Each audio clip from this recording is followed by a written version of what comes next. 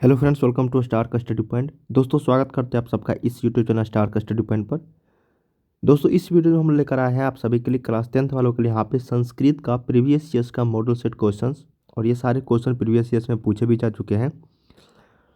अगर आप भी क्लास 10th के छात्र हैं तो इसी तरह के काफ़ी सारे ऑब्जेक्टिव क्वेश्चन मैं लेकर आने वाला हूँ, साथ में सब्जेक्टिव और हर सब्जेक्ट का यहाँ पे previous years question paper, previous years model set का भी लगातार प्रैक्टिस आप लोगों को होने वाला है। ठीक है, बहुत ही अच्छा रहेगा आप सभी के लिए। और यहाँ से आप लोग अगर पिछले एक मंथ में अगर पिछले 10 सालों का प्रीवियस ईयर्स क्वेश्चन पेपर अगर कर लेते हो तो 90+ नंबर आपको आसानी से मिल जाएंगे। ठीक है, चलिए यहाँ पे पहला क्वेश्चन देखते हैं। संस्कृत का वस्तुनिष्ठ प्रश्न पहले 50x1 मतलब 50 क्वेश्चन पूछे जाते थे, अब तो यहाँ पे 100 क्वेश्चन रहेंगे, आपको 50 का ही जवाब देना है। ठीक है, तो ये आप लोगों के लिए काफ़ी अच्छा रहेगा।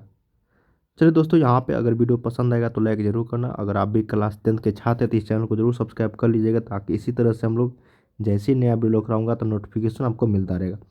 चलिए पहला क्वेश्चन देखते हैं। यहाँ पे कहा गया है कि मंगलम पाठ में कितने मंत्र हैं। क्या क्वेश्चन है दोस्तों कि मंगलम पाठ में कितने मंत्र हैं, तो बताना है यहाँ पे। तो 5 मंत्र है ना, 5 मंत्रों का संकलन है मंगलम पाठ।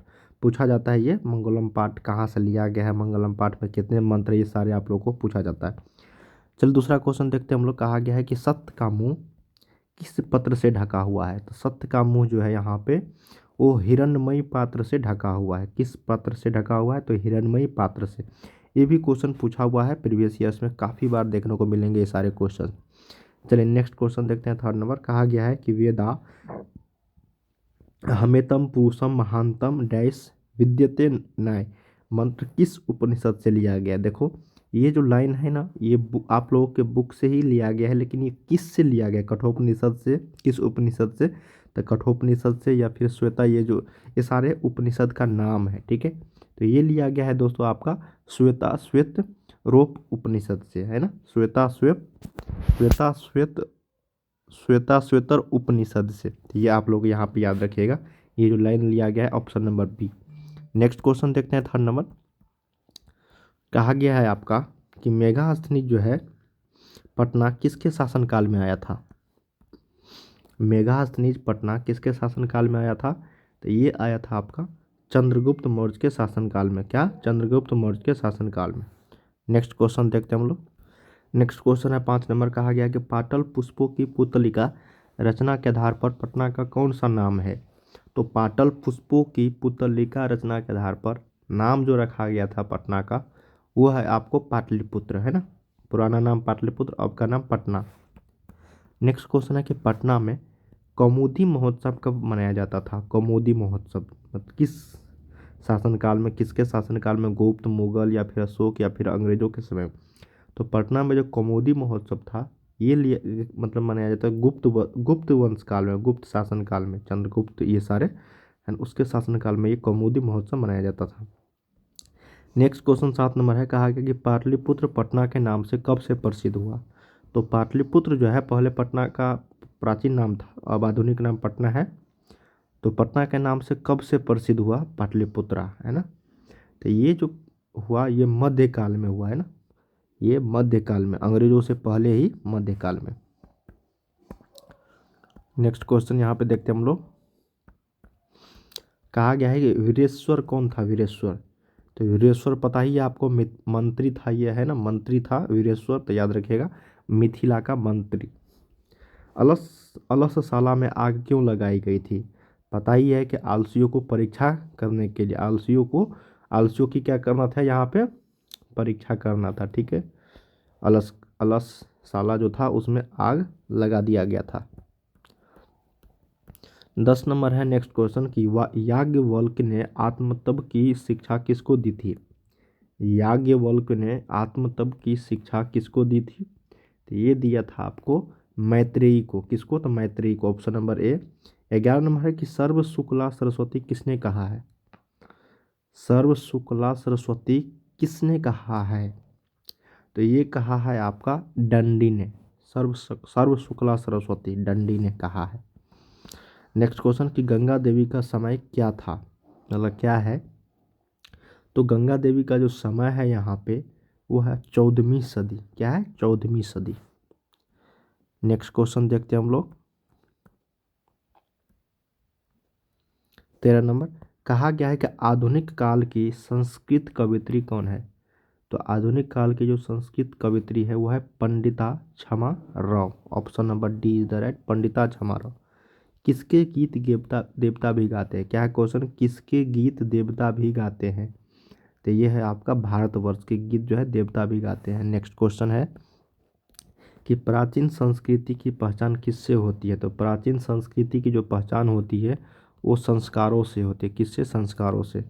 नेक्स्ट है कि सीमंतोन्नयन किस प्रकार का संस्कार है? तो सीमंतोन्नयन जो है यह है आपका जन्म पूर्व संस्कार। क्या है? जन्म पूर्व संस्कार। Option number A. Next question है कि प्राचीन काल में शिष्यों को क्या कहा जाता था? तो प्राचीन काल में जो शिष्यों को कहा जाता था ब्रह्मचारी, ब्रह्मचारी।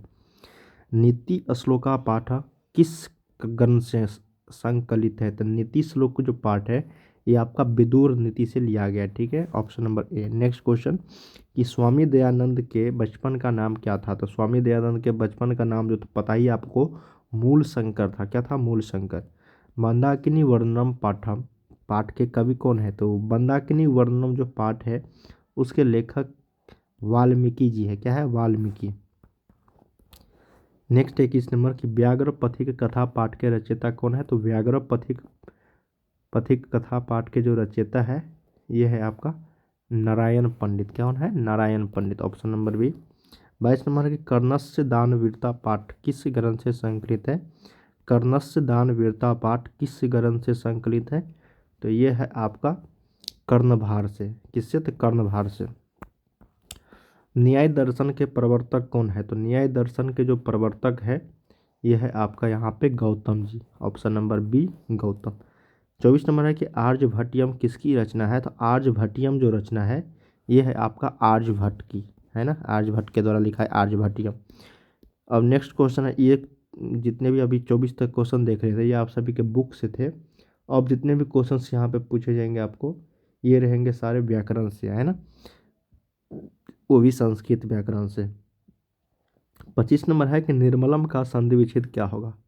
तो निर्मलम का जो संधि विच्छेद हो जाएगा ये हो जाएगा नि हलंत, यहाँ पे विसर्ग प्लस मलम, है ना, निर्मलम, नि प्लस मलम निर्मलम।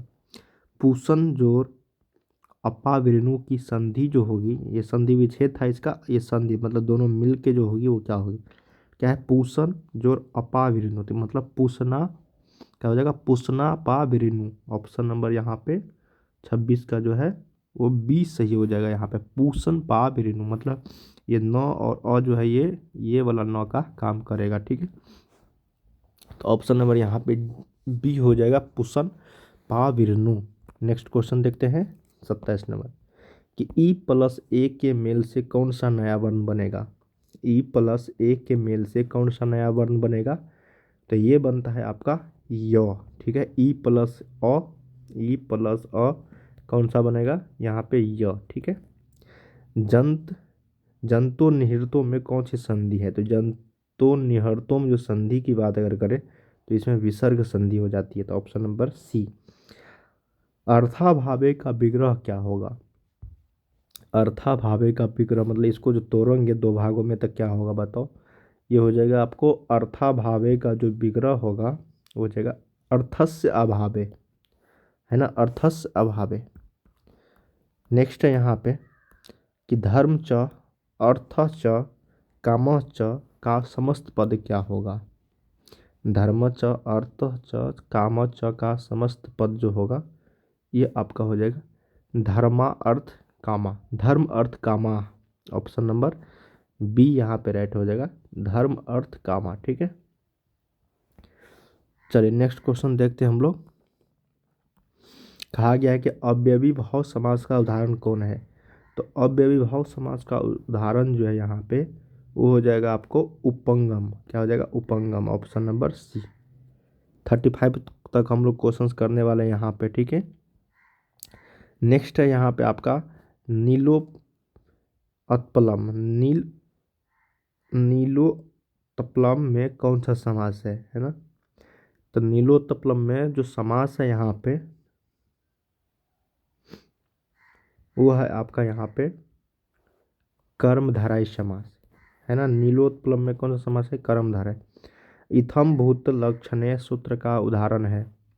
देखो इत्थम इत्थम भूत लक्षणे सूत्र का जो उदाहरण है ये हो जाएगा आपको अयम जटाभि तापस्य ज्ञाते। देखो जिसको संस्कृत यहाँ पे, देखो अगर हिंदी तो सब रखते हैं, ठीक है, हिंदी के अलावा अगर संस्कृत और मैथिली में अगर रखने की बात अगर करें, देखो अगर आप लोग को व्याकरण आता है तो संस्कृत रखना, ठीक है, अगर नहीं आता है तो अब मतलब वो मैथिली रख सकते हो। जो मिथिलावासी है उसके लिए बात कर रहा हूँ, और जो संस्कृत जानते हो तो संस्कृत ही रखेंगे, यानी तो जो आपको भाषा उर्दू आता है वो सब रखेंगे आप लोग, ठीक है। ऑप्शन नंबर बी यहाँ पे हो जाएगा। चलिए दो और क्वेश्चन देख लेते हैं हम लोग यहाँ पे। कहा गया है कि मंदम मंदम नुदति पवन वाक्य के मंदम मंदम पद में द्वितीय विभक्ति किस सूत्र से हुई है। तो ये सूत्र जो है आपका क्रिया विशेषण द्वितीय, क्या हो जाएगा यहाँ पे, क्रिया विशेषण द्वितीय। डैश पिता आपनम गत वाक्य के रिक्त स्थान में कौन सा पद होगा। तो ये होगा आपका डैश पिता आपनम गता, ठीक है।